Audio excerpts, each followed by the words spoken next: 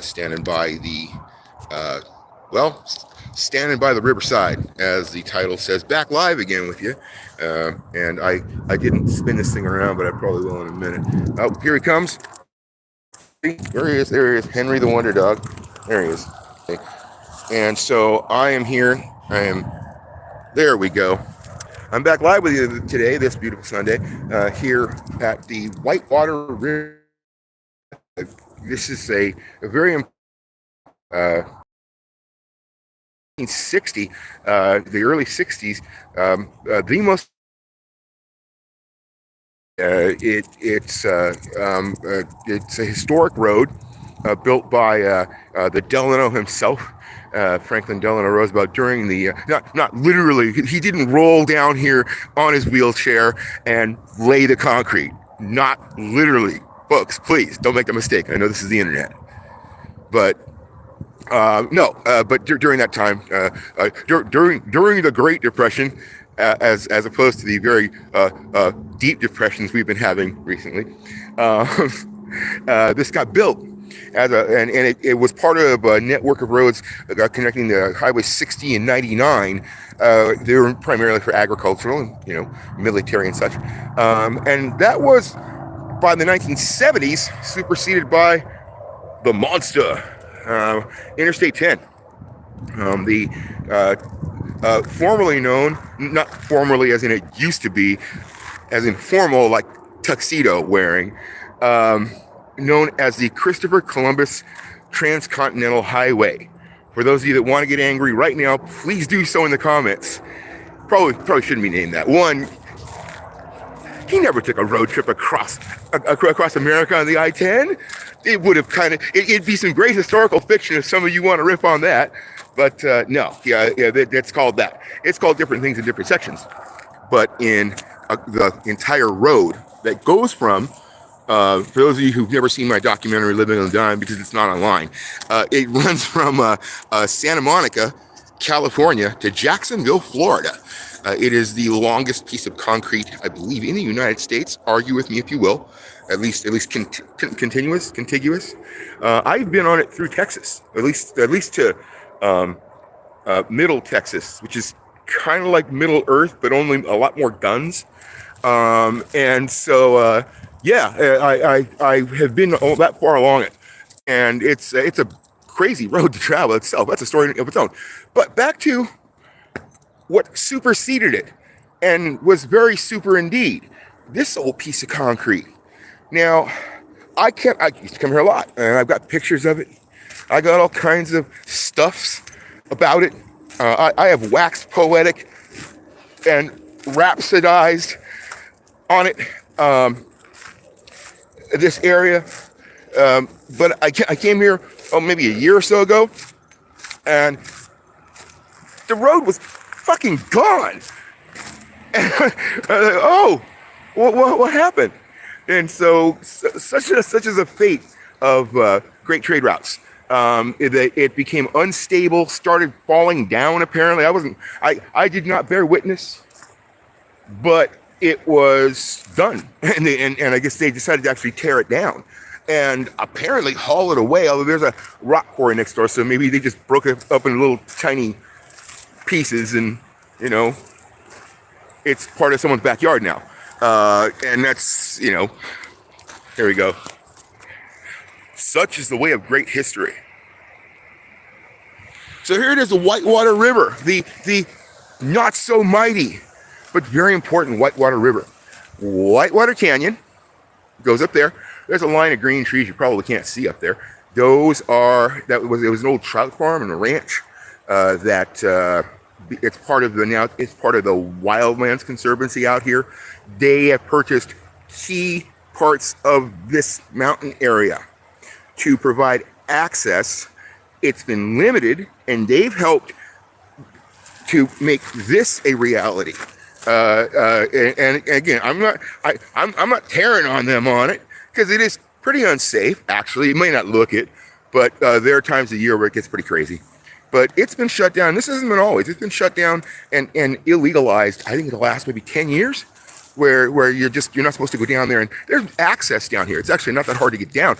Don't go down, because one, And they tell you in Spanish, in case you can't read Spanish, they're telling you stay out of the river. And maybe it's directed at certain types of people. I don't know. I'm not going to argue with that. But the Whitewater River, you're talking earlier about the Santa Ana River. And let's go up here to a more different view here and follow Henry as he follows the rivers today, or the diminishing returns on rivers, as you will all see. So, because I got a story to tell. Yeah. And no, I haven't been drinking. So, so looking down here, you can see not just my faithful vehicle, the silver bullet. You can see down into, or up into actually, the San Gorgonio Pass, and way off in the distance, you see the Morongo middle finger, as it were, to it's a casino out there, way out there, and that's Cabazon. So you see, we're at Whitewater. You can see there's lots of rocks, rock quarry. There's what they think of the trespassers, and so that area down or up there, from where I'm at here, I came from Redlands at about 1,300 feet. Now, let me give you your geography for the day. Came from Redlands at about 1,300 feet. Came over the San Gorgonio Pass and over. And at the top is Beaumont and Banning at about 2,600 feet. It snows up there. It snows in Redlands sometimes. Come down here, I'm at about 1,500 feet at Whitewater. And this is, I think, maybe a couple of main rivers that flow down into there, the Coachella Valley, which we'll see more of later. This is this gap here, the San Gorgonio Pass, and you can't tell from here, but there's a big mountain range behind me, are the San Bernardino Mountains, and they have a gap there that continues and then goes down into the Santa Rosa Mountains, where you see in the distance. That mountain range is the western boundary that defines the Coachella Valley. Now, I'm old enough that I don't remember back when there were no big old giant bird chopping fans in the sky. God damn it. Sorry, it's Sunday for some of you. Gosh darn it. And so there, I remember when they weren't here, and watching them get more and more prolific. And I know what that means over the years. And I've documented that actually on my not so award-winning series, Living on the Dime. We did a lot of photographs and traveled through here, got a lot of footage. Some of it's online somewhere. But this place has always been very magnetic to me. So what does it do? Where's the water come from? Well, heck, there's no snow up there. Sorry to make you dizzy on that fast turn. So, and hello to any of you that are out there, any of you that aren't out there. See, there's no one making comments yet. So this is just for posterity, I guess. So up there in Whitewater Canyon, which goes up into the San Bernardino Mountains, it's January. Should be white.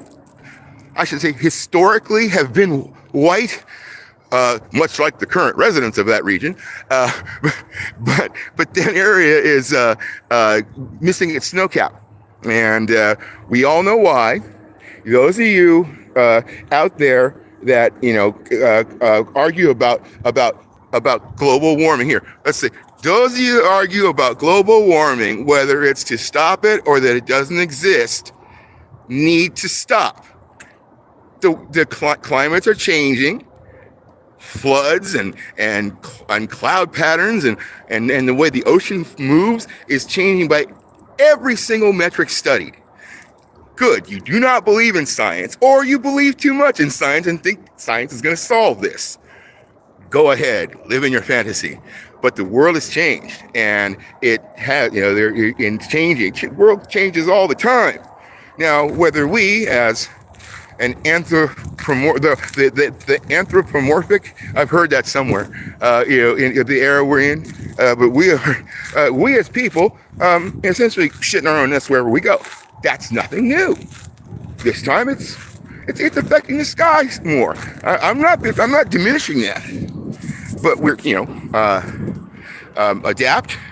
You're gonna have to either community, globally, however, but I'm not gonna. This is not a lecture about that. Antonio, shut your god dang mouth. All right. Today's Sunday after all. So today we're blaming everything on Satan. All right, there you go. It's all settled. Sunday is the day we blame all earthly things that are going wrong on Satan. All right, I'm done. Argument over. But I'm not done with our live thing. Whitewater River. You're like, oh wow, that doesn't look too bad. I could hang out on them rocks and sunbathe and such. No, you can't. I know, but such are the rules to keep people safe. It used to be it was pretty trashy. People would come and mess it all up, and and that was a bummer because people wouldn't pick up after themselves. And because we couldn't have nice things in this world, they took them away from us. The man took it away from us, or the woman, who's ever on the board of directors of these places. But I'm not going to begrudge that. They're always having to pull people out during the rainy season. They come in when the water is halfway through this boulder-strewn river here, and it is pretty. They don't call it the Whitewater for nothing. It's mostly rock. They should call it Rocky and Bullwinkle. I don't know, but it is a very dangerous place to come and hang out. And people, but again, it's the only water within, flowing water, usually within 100 miles of here. I know, maybe about, unless you go to the mountains, maybe you get a 30-mile radius from here. There's no real river, there's nothing flowing. It's a nice warm area. I can see the attraction. But this area has become not so much an attraction as a place of extraction. You like? Yeah, there you go. So extraction here. And we are extracting. Whitewater Rock Company takes rocks from the Whitewater, breaks them up, makes them into little rocks. And so we have, and decorative rocks, pretty things too. We have the people who are extracting from the sky itself. The power company that has this set up, probably, mostly, I don't know who owns it, probably private. Definitely, utilities. SCE probably has some tie-in with them. I have no grudge against SCE, even though they couldn't keep my power on for 2 days over New Year's. But that's an entirely different story. That's not a road close. That's a bridge close there. So, but I continue on the road trip because I really just enjoy this area and chatting about it. This road carried a lot of people to their dreams, sometimes unwillingly, to their destinies. My own family. My mom's family, the Romeros, and several other families came from northern Mexico and pretty much traveled down this trail, this road, when they were coming. And it might not even be a paved road yet. They either took the railroad in, which is across the road from here, or they came by vehicles. I'm not sure how. I'm pretty sure my mom's family didn't walk. Maybe they had carts and mules and such. But either way, they came across, more than likely, this stretch to get here from Mexico. And it's a pretty brutal stretch. If you're not prepared, yes, I have water. Notice I didn't go wandering off the trail. I went to one little view. People, again, word of caution. People do not just drown out here. And recent stories of people dying out of exposure a few feet off the road because they don't have water and are not prepared. This is the desert, folks. We're going into the real desert. The Redlands, where I just came from, is they call it semi-arid. It's a coastal desert, and it gets the influence of the coast, and it gets the stuff coming from yonder, the mountains. And remember our mountains here. All right, and we're pretty much in a rain shadow for those of you that like to follow these. That pretty much mountains almost circle a larger part of the Coachella Valley coming from the Pacific coast.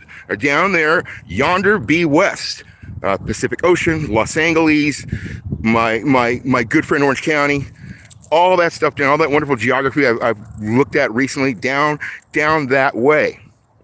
All right, so you orientate yourself, middle finger to the world, beyond that and down, Redlands, where I was at, and another 400 feet, another 1,300 feet down below that is the coast, the Santa Ana River that we talked about earlier, which was conveniently stolen. No, wait a minute, wait a minute, appropriated by the city of Redlands, pretty much near its headwaters. They created Big Bear Lake, and flooded the Great Bear Valley up there, a place sacred to many people. And so Bear Valley getting flooded, Redlands getting that water, gave Redlands water. And there was a lot of local water. I showed you Isaac Ford Park. That was a storage place for local water.